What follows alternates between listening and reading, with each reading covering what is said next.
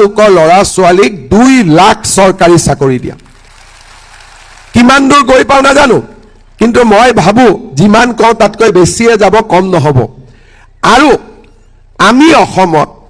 উদ্যোগ আনিম যাতে আমাৰ ল'ৰা ছোৱালী অন্ধ্ৰপ্ৰদেশ কৰ্ণাটক মাদ্ৰাজত যাব নালাগে চেন্নাইত যাব নালাগে আমাৰ অসমতে উদ্যোগ স্থাপন কৰি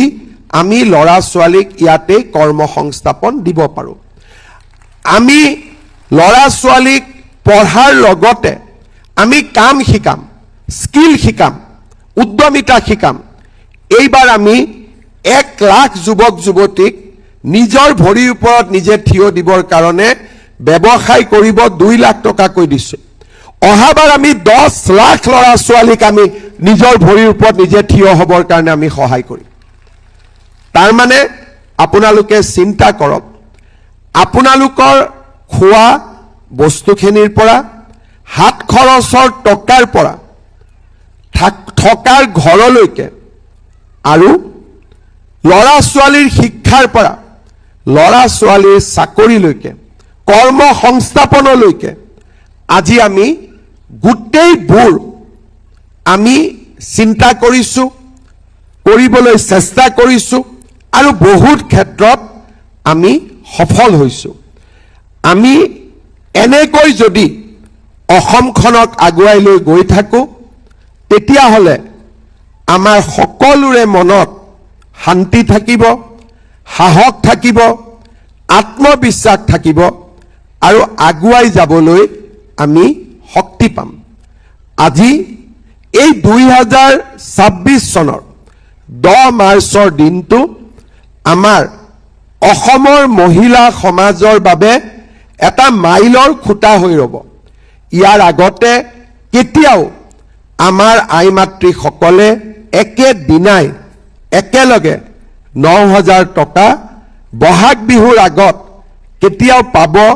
পাব পৰা নাছিলে মহিলা উদ্যমিতা দিওঁতে মই কৈছিলো যে এই 10000 টকা আপোনালোকে ব্যৱসায়ত খৰচ কৰিব ভাল কামত খৰচ কৰিব কিন্তু এই 9000 টকা কেনেকৈ খৰচ কৰিব লাগে মই নকওঁ পৰিয়ালে আপোনালোকে যেনেকৈ ভাল দেখে আপোনালোকে এই 9000 টকা আপোনালোকে খৰচ কৰিব আৰু আমাৰ বহাগ বিহুটো বাপতি খাহুন আমাৰ বহাগ বিহুটো এইবাৰ সকলোৱে আপোনালোকে আনন্দৰে উদযাপন কৰিব আৰু বহাগ বিহুৰ পিছত নতুন চৰকাৰ আহিব ইয়াতকৈও আহিবলগীয়া দিনবিলাক ইয়াতকৈও আমাৰ ভাল হ'ব আজি যিমান আনন্দ পাইছো অহা 5 বছৰত আমি তাতকৈ 4 গুণ আনন্দ পাম এই কথাও মই আজি আপোনালোকক উল্লেখ কৰিছো পুনৰ এবাৰ আপোনালোকক আৰু অসমৰ বিভিন্ন স্থানত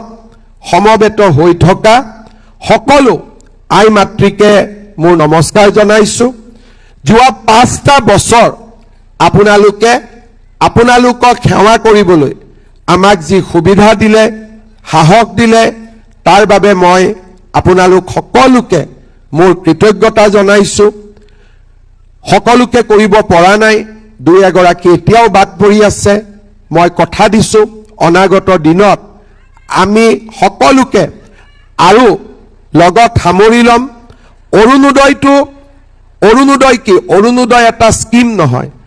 আমি লাহে লাহে ইয়াক লৈ গৈছো অৰুণোদয় পৰিয়াল অৰ্থাৎ অৰুণোদয় পোৱা লোকসকলৰ আমি এটা পৰিয়ালৰ দৰে মহিলাসকলে 1 টকা 2 টকা 5 টকা 4 টকা 10 টকা কৰি অকণমান জমা কৰি যিকেইটা টকা কেতিয়াবা বিপদত পৰিলে খৰচ কৰিম বুলি ৰাখি থৈছিলে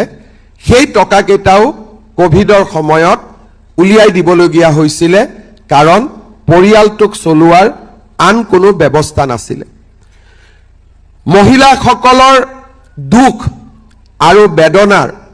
সেই পৰিবেশৰ মাজতে অসমত অৰুণোদয় আঁচনিৰ জন্ম হৈছিল অৰুণোদয় মানে কি আমি সূৰ্যৰ ৰথখন দেখিছো আপোনালোকে কেতিয়াবা দেখিব যে ফটো টিভি সিৰিয়েলত সূৰ্যৰ ৰথখন থাকে কিন্তু সূৰ্যৰ ৰথৰ আগত এজন ৰথ চালক থাকে অৰ্থাৎ পোহৰ প্ৰথমতে সূৰ্যক লৈ আহে কোনে অৰুণ উদয় তাৰমানে অৰুণ আহাৰ লগে লগে উদয় আৰম্ভ হয় অৰ্থাৎ অৰুণ উদয় আমাৰ মহিলাসকলৰ জীৱনলৈ পৰিৱৰ্তন আনক অসমখন বহুত ধনী ৰাজ্য নহয় মুখ্যমন্ত্ৰী হিচাপে কিবা এটা কাম কৰিব খুজিলেও আমাৰ পুঁজি নাই সম্পদ নাই মানুহক আমি কৰ কাটল লগাব নোৱাৰো কাৰণ কৰ কাটল লগালে মানুহে দিব কৰ পৰা আমাৰ গাঁৱত আটাইতকৈ ডাঙৰ মানুহজনে হৈছে চৰকাৰী কৰ্মচাৰীজন কিন্তু গুজৰাট কৰ্ণাটক অন্ধ্ৰপ্ৰদেশৰ গাঁৱৰ ধনী মানুহজনে হৈছে যোনে বছৰত 100 কোটি 50 কোটি টকা উপাৰ্জন কৰে আমি এনেকুৱা এখন ৰাজ্যত আছো যিখন ৰাজ্যত মধ্যবিত্ত অৰ্থাৎ চাকৰিয়াল সকলে এতিয়াও সমাজৰ আটাইতকৈ সন্মানীয় আৰু আৰ্থিক দিশৰ পৰাও সম্পন্ন ব্যক্তি এই ৰাজ্যত আমি কৰ কাটলো লগাব নোৱাৰো সেই কাৰণে আমি বিভিন্ন দিক চিন্তা কৰি কোভিড পৰিবেশৰ মাজত অৰুণোদয় আঁচনি আৰম্ভ কৰিছিলো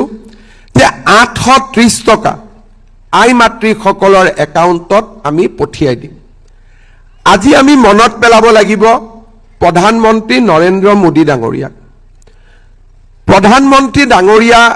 ভাৰতৰ নেতৃত্ব লোৱাৰ পিছত তেখেতে কৈছিলে সকলোৰে এটা বেংক একাউণ্ট হ'ব লাগে জনধন বেংক একাউণ্ট তেতিয়া বিৰোধী পক্ষই কৈছিলে যে বেংক একাউণ্ট খুলি কি হ'ব যদি তাত টকাই নাথাকে কিন্তু মোদী ডাঙৰীয়া ইমান দূৰদৰ্শী আছিলে যে তেখেতে কৈছিলে যদি বেংক একাউণ্ট হয় লক্ষী নিজে নিজে আহিব আৰু সেই সময়ত যদি বেংক একাউণ্ট নাথাকিলেহেঁতেন আপোনালোকে যদি বেংক একাউণ্ট নিদিলেহেঁতেন আজি মই 40 লাখ মানুহক পৰিয়ালক প্ৰত্যেক মাহত চেক এখন দিয়াটো সম্ভৱ হ'লহেঁতেন নেকি কেতিয়াও নহ'লহেঁতেন আৰু মাহৰ পিছত মাহৰ চেক ঘৰত পৰি থাকিলেহেঁতেন কোনোবাই পালেহেঁতেন কোনোবাই নাপালেহেঁতেন এই আঁচনিটো কেতিয়াও সফল হ'ব নোৱাৰিলেহেঁতেন আজি আমি প্ৰধানমন্ত্ৰী ডাঙৰীয়াই বেংক একাউণ্টবিলাক আমাক খুলি দিলে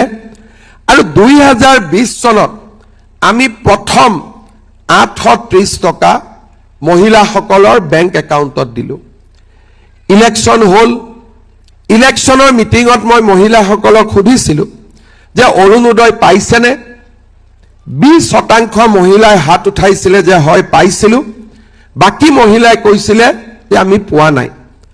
তেতিয়া মই আই মাতৃসকলক প্ৰতিশ্ৰুতি দিছিলো যে ইলেকশ্যনৰ পিছত আমি অৰুণোদয় পৰিসৰ বঢ়াম প্ৰথমবাৰ আমি দিছিলো 18 লাখ মহিলাক কিন্তু সেইবাৰ অলপ গণ্ডগোলো হৈছিলে খুব সোনকালে কাম কৰিবলগীয়া হোৱা বাবে বেংক একাউণ্ট নম্বৰ আৰু কিছুমান ব্যক্তিয়ে নিজৰ নিজৰ নামবিলাক ডাটা এন্ট্ৰি কৰাৰ সময়ত সুমুৱাই দিলে আমি ফোন কৰিলো মহিলাগৰাকীক আমি সুধো অৰুণোদয় বাইদেউ পাইছেনে বোলে মইতো পোৱা নাই 2021 চনত যেতিয়া মই আপোনালোকৰ আশীৰ্বাদত মুখ্যমন্ত্ৰী হলো অজন্তা নেওগ বাইদেউ বিত্তমন্ত্ৰী হল আমি এনচিচি এনএছএছৰ লৰাবিলাকক লগুৱাই আমি এটা সাৰ্ভে কৰোৱালো বহুত অৰুণোদয় হিতাধিকাৰী আমি দেখা পালো যে হিতাধিকাৰী গৰাকী মহিলা টকাটো গৈ আছে পুৰুষৰ একাউণ্টত আনকি বিহাৰ পাটনা উত্তৰ প্ৰদেশতো অসমৰ টকা গৈছে আমি কিছু ঠিক কৰিলো আৰু হিতাধিকাৰীৰ সংখ্যাও বঢ়ালো 24 লাখলৈকে আৰু 830 টকাৰ পৰা আমি অৰুণোদয় বঢ়ালো 1000 টকালৈকে ইয়াৰ পিছতো আমি লোকসভা নিৰ্বাচন হল আই মাতৃসকলক সুধিলো অৰুণোদয় পাইছেনে এইবাৰ 50% হাত উঠালে যে অৰুণোদয় পাইছো কিন্তু 50% কলে আমি পোৱা নাই তেতিয়া আমি সিদ্ধান্ত ললো যে 24 লাখৰ পৰা অৰুণোদয় আমি পুনে পুনে 40 লাখ মহিলালৈকে আমি লৈ যাম আজি আমি কিমান মহিলাক অৰুণোদয় দিছো 40 লাখ আৰু অৰুণোদয়ত আমি কি কৰিছো 1000 টকাৰ পৰা আমি ইয়াক 1250 টকালৈকে বৃদ্ধি কৰিলো। এইবাৰ মই